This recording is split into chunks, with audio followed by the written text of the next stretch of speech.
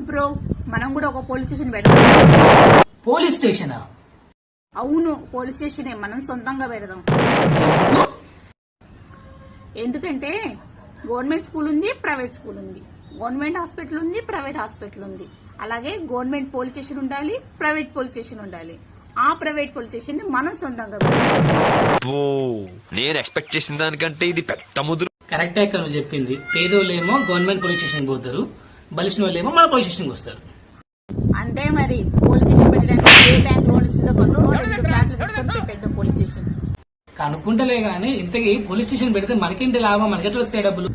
ఎట్లా అంటే కేసు పెట్టడానికి వచ్చిన వాళ్ళ దగ్గర డబ్బులు వసూలు చేస్తాం. ఫర్ ఎగ్జాంపుల్, భార్యాభర్తలు 300 తీసుకుందాం, ఆస్తి పసులు గొడవ అనుకో 600 తీసుకుందాం, దొంగతనం కేసు అనుకో 900 తీసుకుందాం.